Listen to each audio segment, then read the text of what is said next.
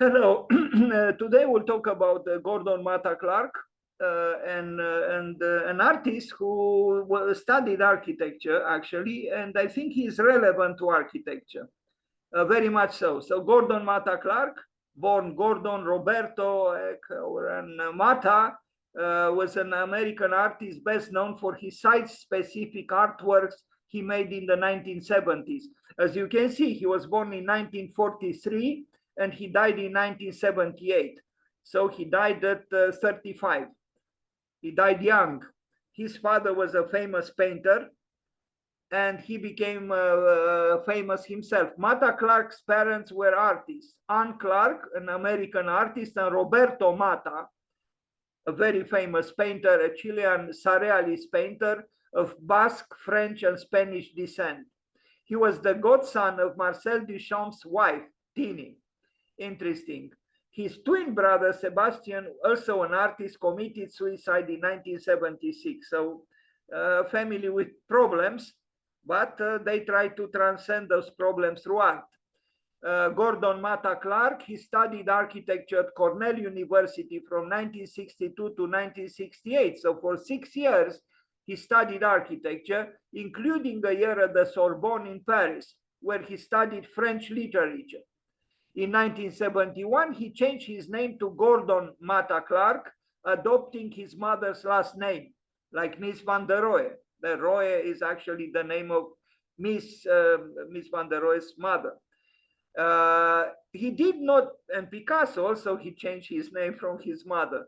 He did not practice as a conventional architect, Gordon Matta Clark. He worked on what he referred to as un-architecture. Yeah, not bad. Maybe we should be all un-architects, at least for a while.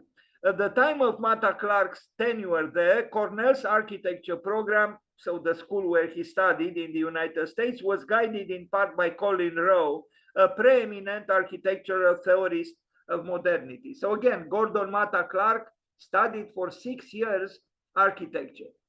And some drawings by him. Even here we see the demon of conjunctio oppositorum manifesting itself in this sketch, which is obviously architectural.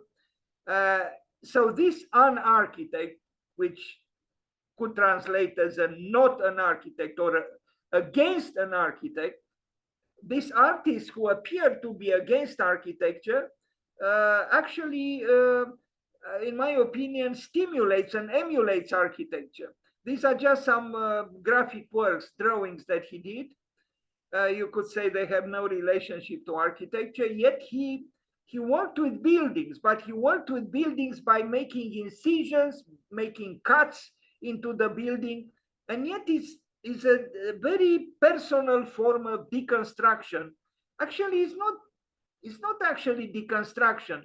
We are going to see samples of his work. He was an exceptional artist, and in a certain way also an exceptional architect. That is an architect. There you see he had, because at Cornell probably they also flirted with a certain interest in the columns, the so-called classical columns. Now you see the typical student work of architecture, but we also see his ideas were already coagulating in the sense of transforming existing structures dramatically through his interventions. Like here, with cuts into the facade of the building and so on. Again, this was a man who, in a certain way, fought with authority. Fought with the totalitarianism of architecture, because architecture is connected with authority, with power, with money, with the government or whatever. And this artist, found his personal way of still being connected to architecture, but sabotaging architecture in its expectations, deconstructing reality. Gordon Matta Clark. I mean, he arrived at visualizations, if we are to call them so, totally new, not on paper, but actually cutting into the flesh of the buildings, but not in a disorganized way. Actually, he brought order, but a different kind of order into the buildings by his interventions. These are collages of, he also practiced photography, but you are going to understand better a little bit later what he did. Like, for example, here, you know, he made these cuts into the slab and into the walls, and created through these excavations, through these erosions, but controlled erosions, you know, through geometry. These are erosions, excavations into the building that promoted the different architecture and the different. He actually transformed. In fact, he rescued the building from death. It's a new life. It's a new lease on life, so to speak, with the work of Gordon Matta Clark. Is it interesting what we look at? I think it is. Would I live in such an apartment?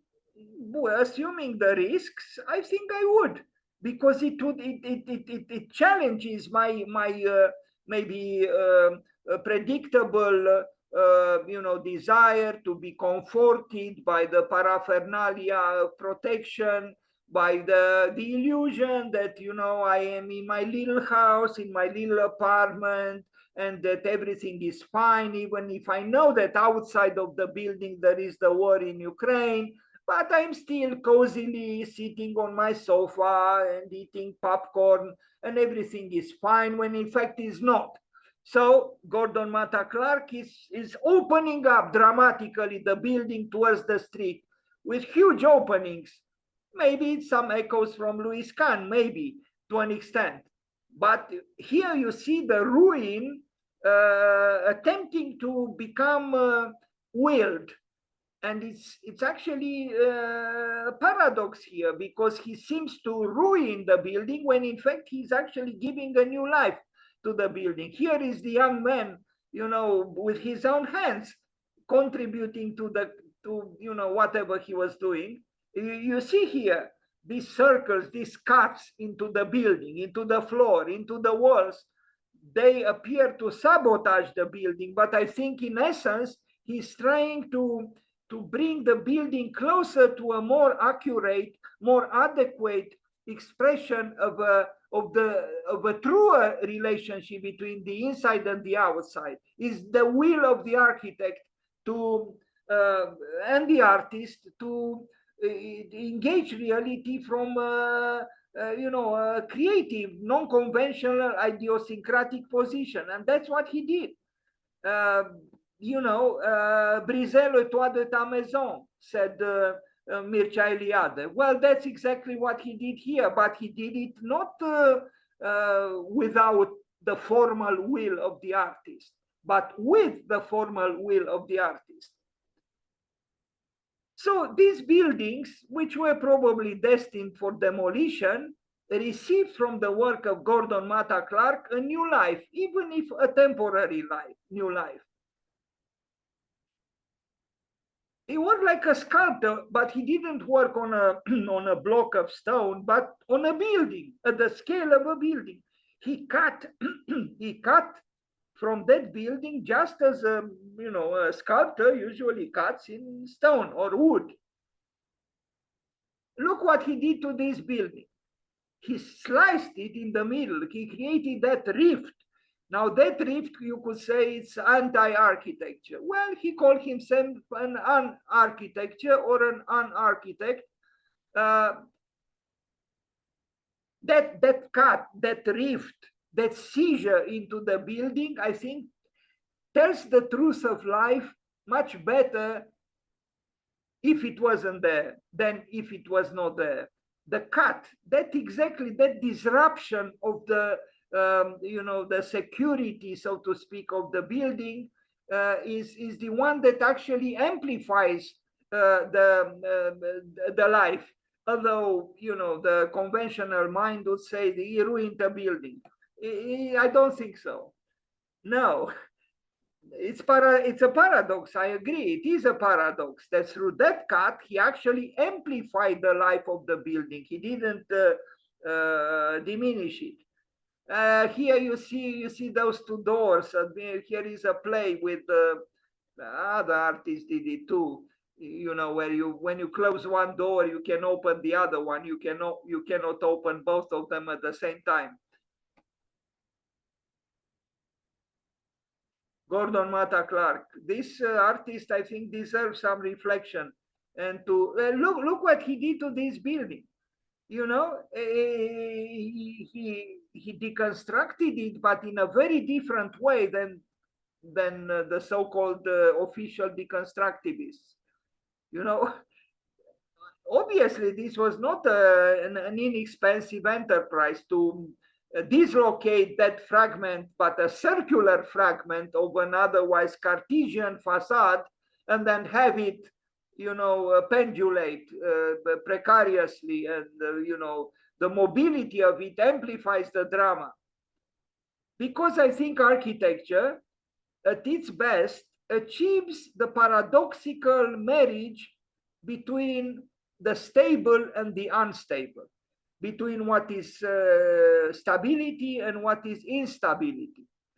Maybe not so explicitly and so dramatically as he did, but I think if architecture assumes a certain level of instability, is all for the better.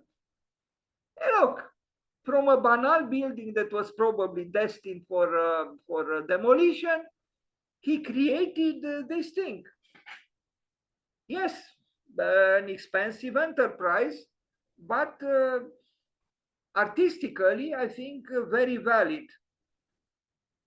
The question is how to make a building which expresses some form of unarchitecture without necessarily using his strategy.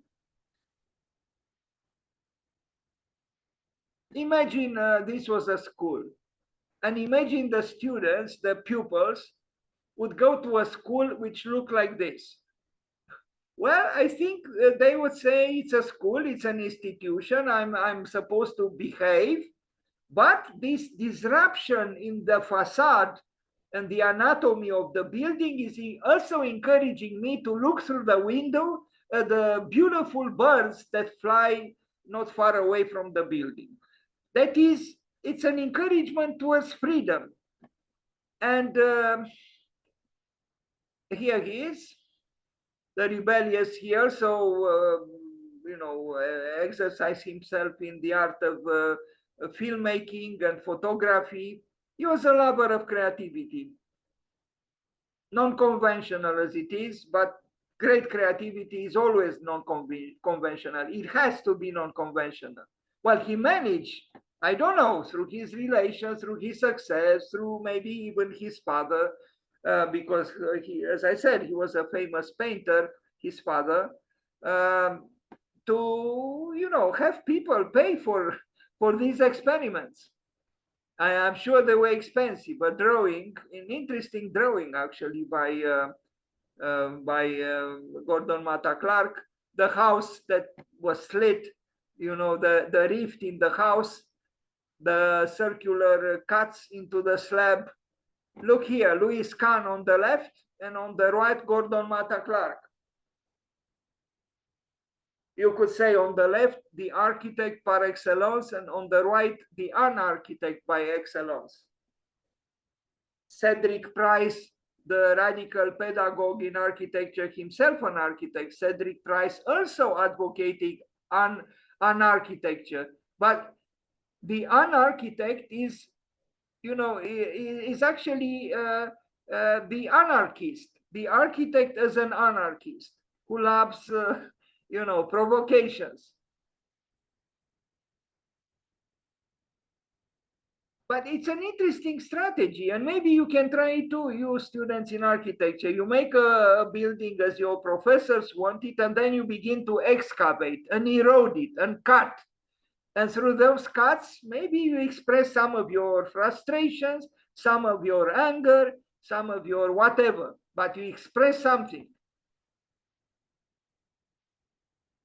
Someone said that to think means to be able to say no, have the courage to say no. But you see, in the case of Gordon Matta Clark, this no is still done with an artistic will. It's not done, indifferently. It's not even done in an aleatory way. Actually, it's an expression of a different kind of order that he want, a circular order, if you want. You see, he's trying to oppose to the Cartesian system, the circular system, if I am to call it so, even it might not be yet a system, and maybe it's a good thing that is not a system.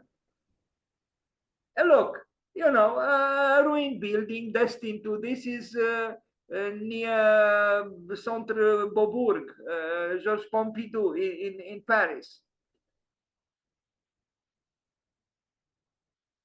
I guess this existed before the building by Renzo Piano and Sir Richard Rogers and Peter Rice, the brilliant engineer about whom I will talk tomorrow, who had genius as a structural engineer, accomplished their building. I didn't know there was a building there, but I guess that's what this picture shows us. There was an existing building with which Gordon Matta Clark did what we look at here. Now, this is hazard, this pile of pieces of wood. And here he is filming from the top of it. This is another, or one of the works I showed before, with the cuts, again, with the play of what is convex and what is concave, these erosions, these cuts into an existing building, and he changed the building. That's what he did. He recreated it. He was the second architect, if I can say so, of that building. What if you make a project from the beginning, thinking of this double process? You work, let's say, in a Cartesian mode, and then you sabotage the Cartesian mode by introducing these disruptive erosions, as we see them here, or excavations. This is a work seems too tamed, and it is too tamed. I don't know if it was done by him directly or with an intermediary, an architect, and he did some sketches. I'm less impressed by this, actually. Tamed, to be a rebellious spirit and to become tamed is actually, in my opinion, a defeat. Now, we don't have to have his coiffure in this picture, all of us, but it's clear that this young man wanted to stand out and wanted to rebel.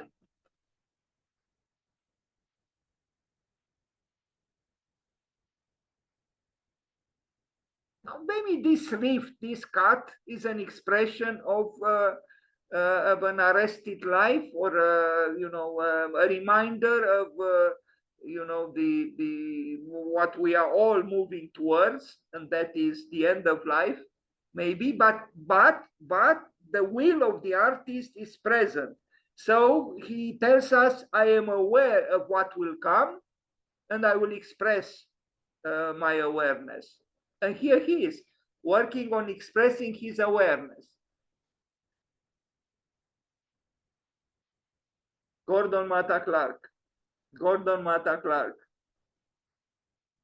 as a filmmaker or a photographer.